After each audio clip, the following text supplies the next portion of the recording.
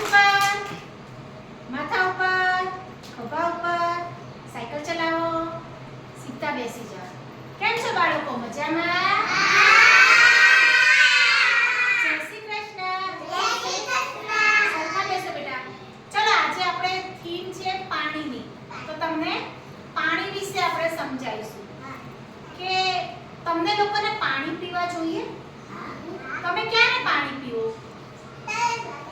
તમને તરસ લાગે તો પણ દિવસમાં થોડા સમય પછી તમારે પાણી પીવાની જરૂર પડે ને.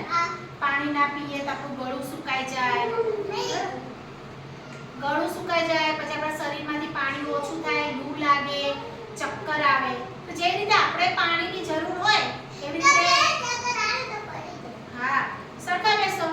તો જે રીતે આપણને પાણીની જરૂર છે તેવી રીતે ફૂલને, આપણા ફૂલના જે છોડ છે, આપણે અહીંયા આંગણવાડીમાં બહુ બધા ઝાડ ને છોડ વાવ્યા છે, એ લોકોને પાણીની જરૂર પડે. એ લોકોને આપણે પાણી પીવડાવીએ છે ને. હે દિવ્યાંશભાઈ, ઊભા થઈ જાઓ. આપણે પાણી તમે પીવડાવો છો ઝાડને? ઊભા થઈને બેસો. બેસી જાઓ. ઝાડને પાણી પીવડાવો છો? જો તમે ઝાડને, છોડને પાણી ના પીવડાવો તો શું થાય? સુકાઈ જાય. એ કેમ સુકાઈ જાય? કેમ કે જેમ આપણે ખોરાકની જરૂર છે ને એવી રીતે ફૂલ, આ ઝાડ, છોડ છે ને એ લોકોને પાણી અને સૂર્યપ્રકાશની જરૂર છે. પાણીથી એમને પોષણ મળે. આપણને પણ પાણી પીએ એટલે આપણા શરીરને પોષણ મળે છે. એવી રીતે ઝાડને, છોડને પણ એનાથી પોષણ મળે છે. રુદ્રભાઈ, ઓ રુદ્રભાઈ, આ બાજુ જો ને. રાહીભાઈ, તો એવી રીતે તમે જ્યારે પાણી પીવા જાઓ છો તો તમે આખો ગ્લાસ ભરો કે અડધો ગ્લાસ ભરો?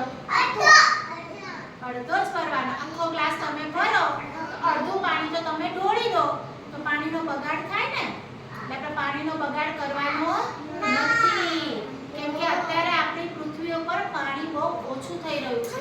જો આવી રીતે જ આપણે પાણીનો બગાડ કરીશું તો ભવિષ્યમાં આપણને